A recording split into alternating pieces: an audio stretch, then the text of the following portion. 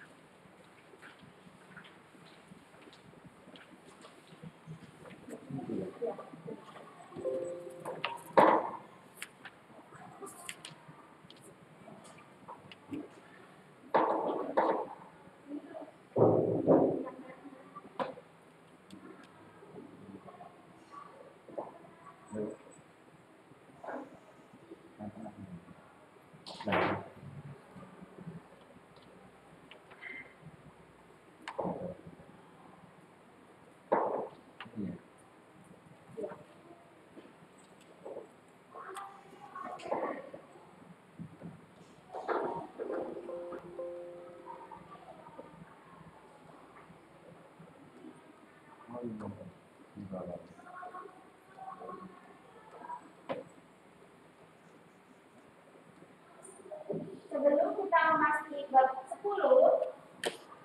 jadi mau tanya, kemarin jadi sudah menerangkan unsur, prinsip, dan teknik dalam seni rupa.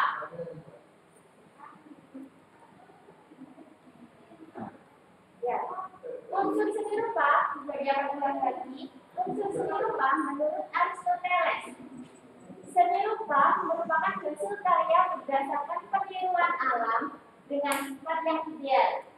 Jadi seni rupa ini menurut Aristoteles hasil karya berdasarkan peniruan alam. Jadi sama persis sama yang di alam.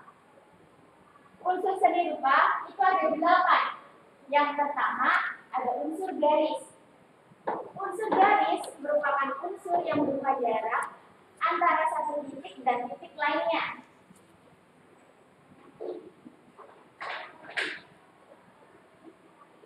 Garis adalah goresan dari suatu benda, bidang, ruang, tekstur, dan warna.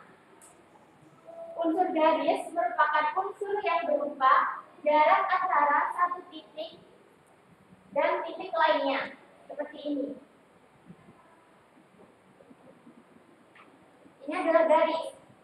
Bisa dihubungkan dengan bidang.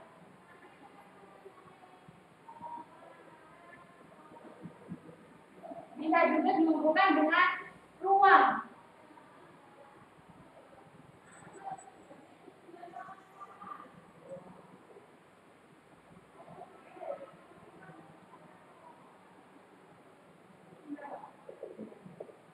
Bisa dihubungkan dengan ruang. Juga bisa dihubungkan dengan tekstur atau warna. Di sini bisa di blok untuk menghasilkan warna. Bisa dipahami? Selanjutnya ada unsur bentuk. Bentuk merupakan unsur seni rupa yang dapat digunakan untuk mengontrol cara seniman memandang komposisi. Unsur bentuk merupakan unsur seni rupa yang dapat digunakan untuk mengontrol cara seniman memandang komposisi. Bisa dilihat pasnya.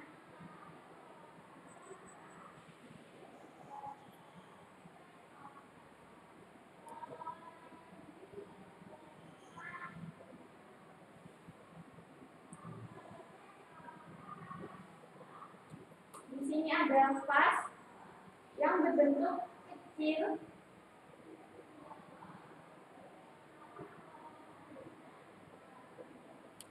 besar, dan sedang.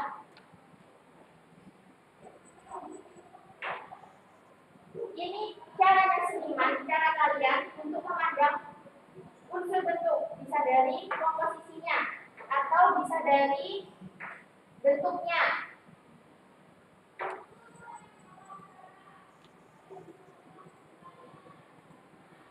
Selanjutnya ada unsur tekstur. Tekstur adalah unsur seni rupa yang mempengaruhi indera peraba.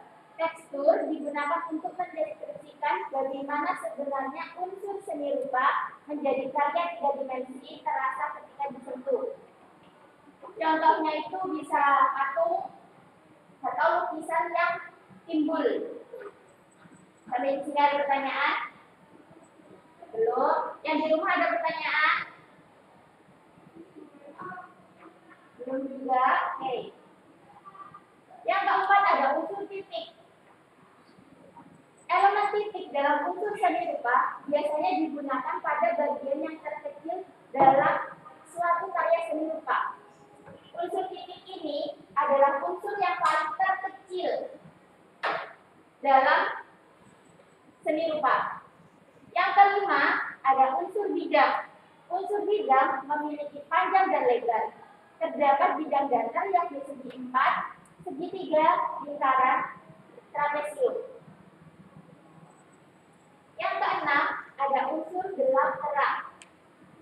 Gelap terang adalah unsur seni rupa dengan perbedaan di antara keduanya ditetapkan sebagai kontras.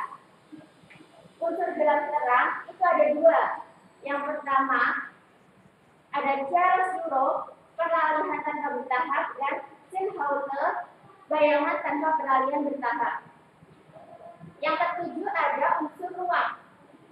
Unsur seni rupa ini dapat dimanipulasi berdasarkan bagaimana seorang seniman menempatkan garis, bentuk, bidang, dan warna. Seperti ini tadi. Ini adalah unsur ruang. Yang terakhir ada unsur warna. Unsur seni rupa yang dihasilkan ketika cahaya yang mengenai suatu objek dipantulkan kembali ke mata. Warna dikelompokkan menjadi 3, ada warna primer, sekunder, dan tersier. Yang tengah ini adalah lingkaran warna. Yang tengah ini adalah warna primer. Warna primer terdapat 3 warna. Yang pertama ada merah, kuning, dan biru. Perpaduan dari kedua warna primer menghasilkan warna sekunder. Ini adalah warna sekunder. Ada orange, violet, dan hijau. Lalu perpaduan dari satu warna sekunder dan satu warna primer menghasilkan warna tersier yang ada di luarnya ini. Sampai di sini ada yang ditanyakan tentang unsur? Yang di rumah ada yang ditanyakan tentang unsur? Belum ada? Tidak. Ya, lanjut. Prinsip seni rupa. Prinsip seni rupa ada 7. Yang pertama ada kesatuan, unity. Adalah wadah unsur lain dalam seni rupa sehingga unsur seni rupa yang ada menjadi saling berhubungan. Jadi kesatuan seperti ini tadi, tidak sendiri. Ada beberapa benda yang mendampinginya. Keseimbangan, balance. Prinsip ini memiliki tanggung jawab terhadap kesan yang tercipta dari sebuah susunan unsur seni rupa sehingga muncul sebuah daya tarik bagi penikmat seni yang melihat karya seninya. Keseimbangan atau balance ini adalah prinsip yang meskipun dia semua gambarnya pas bunga besar ataupun ada yang kecil-kecil semua, tapi terlihat balance. Atau ada juga yang gambarnya itu besar dan kecil, ada dari cangkir, terus ada pas juga, itu terlihat balance, seimbang. Keselarasan atau harmoni, kedekatan unsur baik rupa, bentuk maupun warna.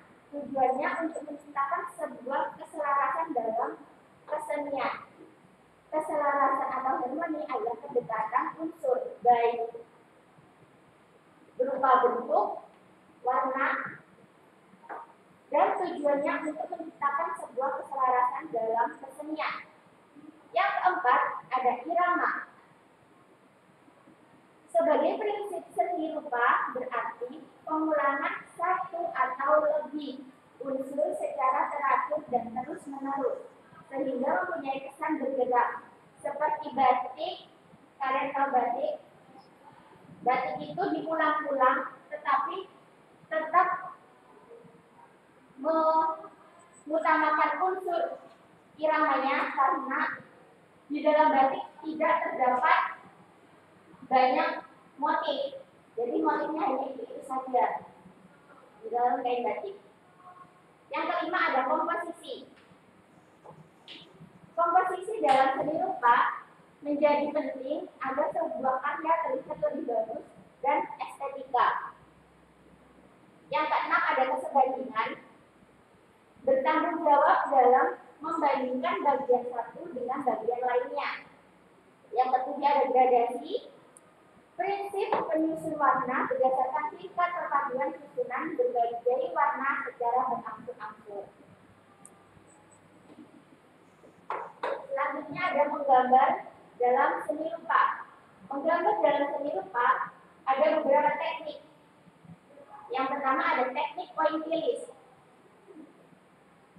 Teknik pointillis adalah teknik menggambar bentuk yang dilakukan dengan menggunakan titik-titik secara berulang. Seperti pada contoh, ini menggunakan titik-titik secara berulang. Ada yang tebal, ada yang tipis, sehingga menghasilkan gambar yang sesuai apa yang diinginkan. Yang kedua ada teknik arsir. Teknik arsir dilakukan dengan cara membereskan alat tulis secara saling menyilang agar gambaran memiliki pencahayaan. Yang ketiga ada teknik blok. Teknik ini dilakukan dengan menutup objek gambar menggunakan satu warna. Kesan yang ditimbulkan adalah siluet. Jadi seperti gambar ini, kesannya berbentuk siluet. Yang keempat ada teknik Dussel. Teknik ini dilakukan dengan cara menggosok hingga muncul efek gelap terang. Jadi yang terang, yang tebal itu diwarnai dulu atau diarsir dulu, selanjutnya digosok, bisa menggunakan tisu, kertas untuk menghasilkan warna gelap terang seperti ini. Yang kelima ada teknik garis. Teknik garis menggambar berupa garis lurus atau melengkung dan timbul gelap terang. Yang keenam ada teknik plakat. Teknik menggunakan sapuan kuas yang lebih tebal. Yang ketujuh ada teknik akuarel. Akuarel adalah teknik dengan sapuan kuas yang tipis atau transparan. Ini adalah teknik akuarel, yang ini adalah teknik plakat. Sampai di sini ada yang ditanyakan? Belum ada. Yang di rumah ada yang ditanyakan? Belum. Oke. Memasuki bab 10. Menerapkan ragam hias pada bahan kayu. Di sini kita akan membahas penerapan ragam hias pada bahan kayu, contoh penerapan ragam hias, dan teknik penerapan ragam hias pada kayu. Ada 3 subbab yang akan kita bahas di bab 10. Yang pertama ada penerapan ragam hias pada kayu, contoh dan tekniknya. Penerapan ragam hias pada kayu bisa dibantu Bu Feby. Ada yang mau membaca? Ada yang mau membaca? Coba kami tunjukkan, baca ya yang keras. Yang keras dong, Feby gak bisa nih.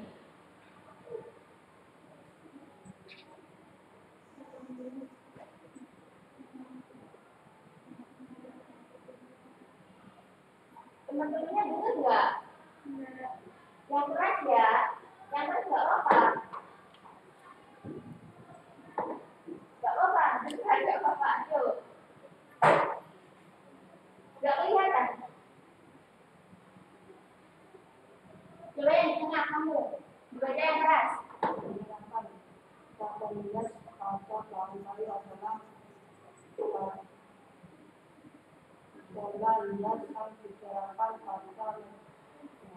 media kayu dan dikerjakan dengan teknik tertentu.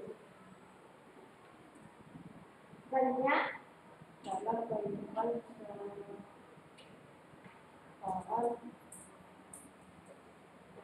dari kayu merupakan bahan yang tidak asing, bahkan sering digunakan untuk pembuatan barang-barang tertentu. Salah satunya adalah bahan seperti kerajinan. Sejak masa lampau, kayu digunakan untuk membuat kewajiban rumah tangga, misalnya kursi, lemari, pintu, jendela, Oke, terima kasih ya. Penerapan ragam hias pada bahan kayu adalah pola hias yang diterapkan pada media kayu dan dikerjakan dengan teknik tertentu. Contoh benda kerajinan pada kayu adalah perabot rumah tangga. Misalnya ada kursi, lemari, pintu, jendela, termasuk meja juga ada di rumah kalian. Selain itu apa aja? Selain ini, kursi, lemari, pintu, jendela, vas, terus ada lagi sendok. Sekarang juga ada yang dari kayu kan, piring juga ada yang dari kayu. Ada beberapa cara, yaitu dengan cara melukis, mengukir, dan gabungan dari keduanya. Jadi cara untuk menerapkan ragam hias pada kayu itu ada 3 cara. Yang pertama melukis, mengukir, dan gabungan dari keduanya, lukis dan ukir. Ragam hias pada kayu adalah bentuk dasar hiasan yang disusun sesuai pola yang diterapkan pada bahan kayu, berfungsi untuk menambah nilai keindahan. Selain itu, dapat berfungsi sebagai penolak balak atau penghormatan kepada roh leluhur. Biasanya ini zaman dulu kan ya, kalau ada yang berfungsinya sebagai penghormatan kepada leluhur. Kalau sekarang nggak ada, jarang. Biasanya cuman diterapkan pada kayu berfungsinya untuk menambah nilai keindahan. Jadi untuk menambah kesan estetik, menambah keindahan pada dinding rumah, menambah keindahan pada pola lemari, seperti itu.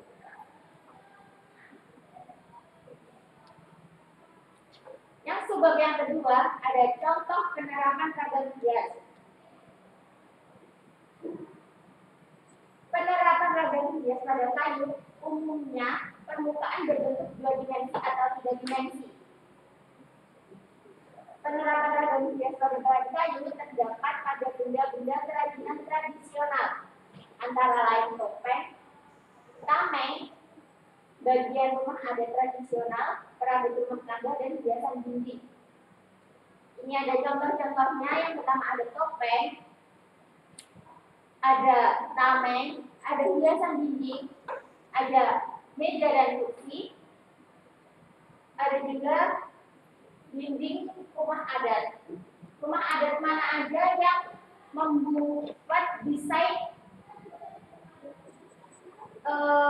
ukiran? Rumah adat mana aja? Kalau di Jawa namanya rumah adat apa? Joglo. Ada juga yang di Sulawesi, ada Kalimantan, itu masih menerapkan motif-motif ragam hias seperti ini di dalam dindingnya. Jadi masih menerapkan motif-motif seperti ini untuk membuat kesan agar terlihat lebih tradisional, lebih estetik, seperti itu. Sampai di sini ada yang ditanyakan? Apa yang masih bingung? Oke. Yang selanjutnya ada teknik penerapan ragam hias. Tadi caranya menerapkan ragam hias pada kayu ada berapa aja? Ada? Yang di rumah bisa membantu ada berapa? Yang keras.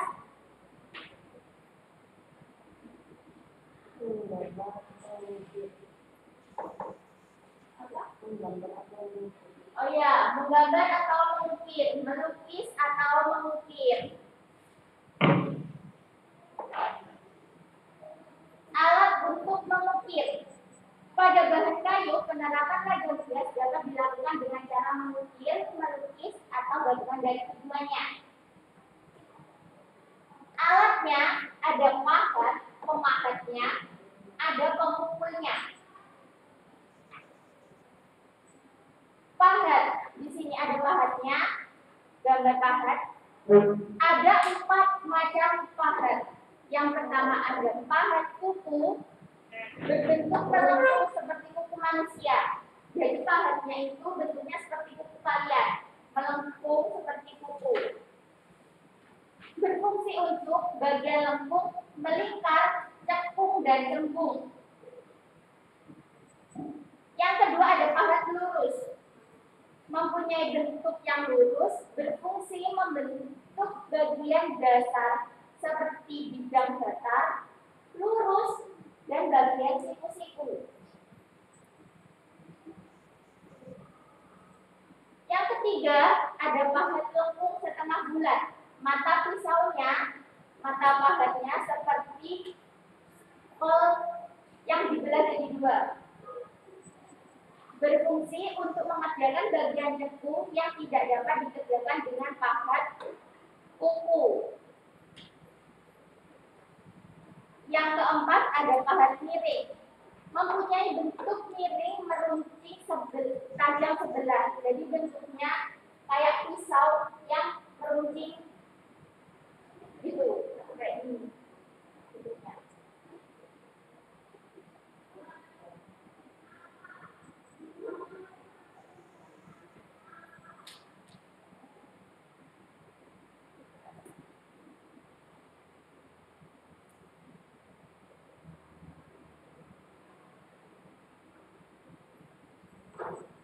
Ya, ini bagian yang runcingnya. Ini adalah bagian yang runcing, miring, tajam di sini, sebelah sini, yang tajam. Bagian miringnya, yang di bagian miring ini. Berfungsi untuk membersihkan sudut dan sela-sela ukiran. Jadi, gunanya itu untuk membersihkan, memperjelas gambaran atau bentuk dari motif ragam hias tersebut. Sampai di sini ada yang ditanyakan? Mau bisa dikasih susu semangat biar nggak ngantuk? Boleh berdiri semuanya. Yang di rumah boleh ikutan ya. Ayo berdiri dulu.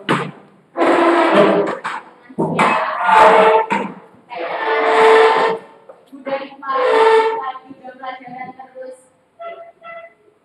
Kalau udah dibilang 1 kali susu semangat, kalian jawabnya su.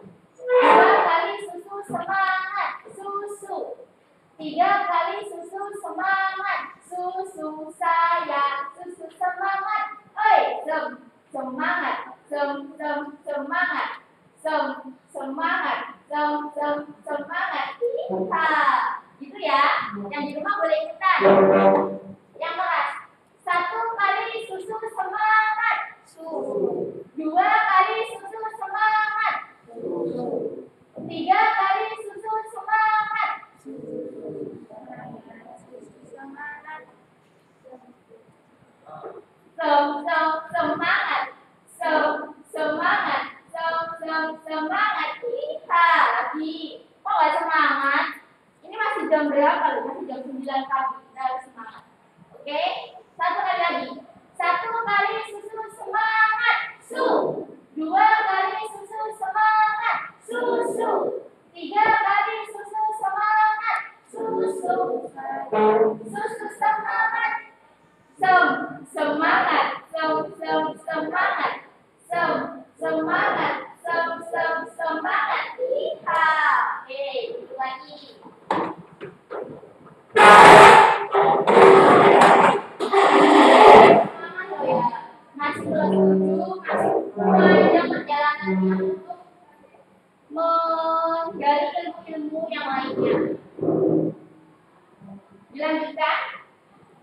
Gak juga? Oke. Selanjutnya ada pemukul. Pemukul ada 3, yaitu palu besi, palu kayu, dan batu. Kalau zaman prasejarah dulu, biasanya kan palu batu, ya kan? Kalau sekarang bisa menggunakan palu kayu atau palu besi untuk memahatnya. Tapi kalau untuk memahat kayu biasanya menggunakan palu kayu. Kalau palu besi jarang dipakai.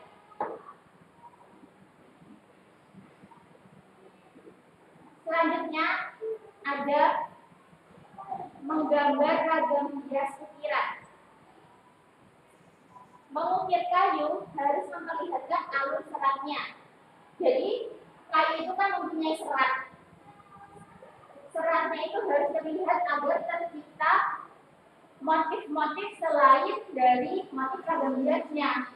Jadi tetap harus memperlihatkan serat kayunya. Sebelum mengukir, sebaiknya membuat pola ragam hias terlebih dahulu. Kegiatan mengukir pada kayu memiliki langkah-langkah sebagai berikut. Ada 6 menggambar ragam hias ukiran. Cara mengukir itu langkah-langkahnya ada 6. Yang pertama ada getaki. Bisa dicatat ya. Getaki adalah proses memindahkan garis-garis pola pada kayu. Di buku kalian tidak ada, jadi bisa ditambahkan. Getaki adalah proses memindahkan garis-garis pola pada kayu. Jadi, pola yang kalian gambar pada kertas, kalian pindahkan pada kayu. Yang kedua ada dasari. Proses mencongkel bagian dasar luar pola. Jadi seperti gambar yang di samping ini adalah proses dari dasari. Mencongkel bagian dasar luar pola. Jadi selain pola itu yang dicongkel.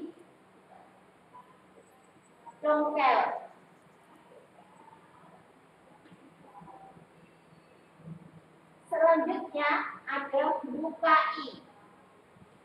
Proses bukai ini membentuk motif pada batang, daun, dan bunga. Jadi mulai dari bukai ini adalah proses dari membentuk motifnya. Dari yang kalian gambar tadi, itu dibentuk motif-motifnya. Dipahat. Yang di rumah juga bisa mencatat ya, karena di bukunya belum ada. Bisa ditambahkan di buku tulis kalian. Yang keempat ada benangi. Benangi adalah proses membentuk garis pada motif batang, daun, dan lekukan pada bunga. Jadi ini adalah membentuk motif-motif seperti mau menggambar daun.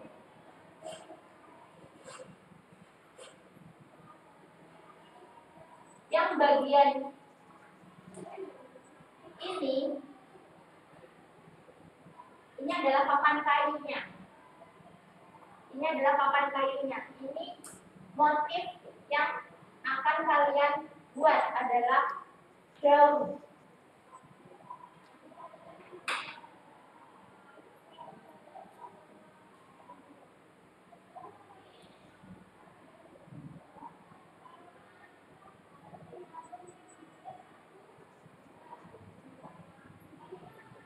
Adalah motif daun. Yang pertama, memindahkan dari kertas ke papan kayu.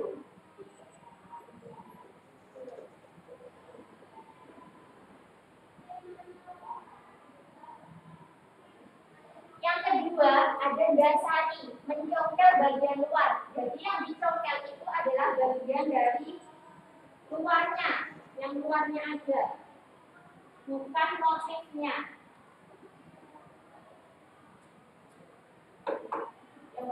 daunnya. Selanjutnya ada bukai, adalah proses membentuk motif pada batang. Jadi yang dicongkel itu yang pinggir-pinggirnya ini, garisnya, dan dalam-dalam sini sedikit saja.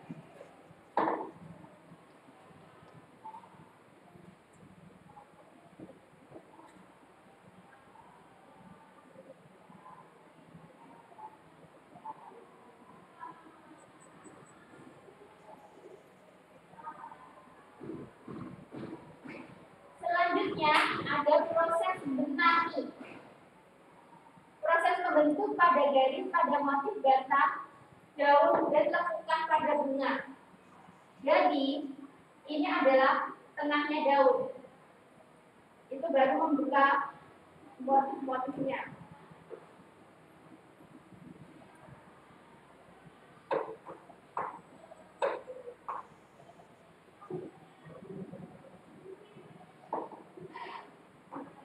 Baru membuka motif-motifnya.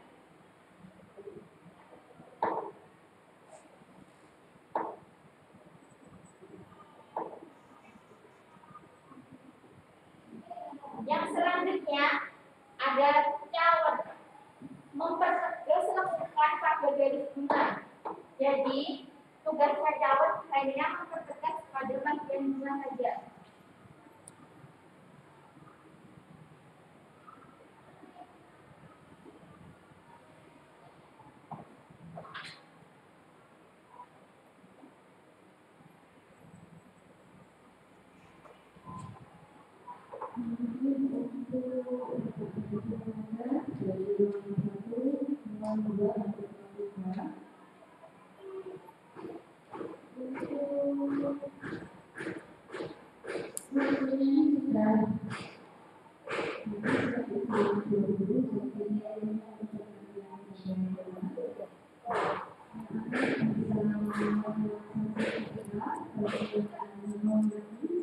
Ya, terima kasih. Kita lanjutkan minggu depan untuk pelajaran seni budaya. Sekian penjelasan dari Ibu. Jika ada kurang lebihnya, mohon maaf. Wassalamualaikum warahmatullahi wabarakatuh.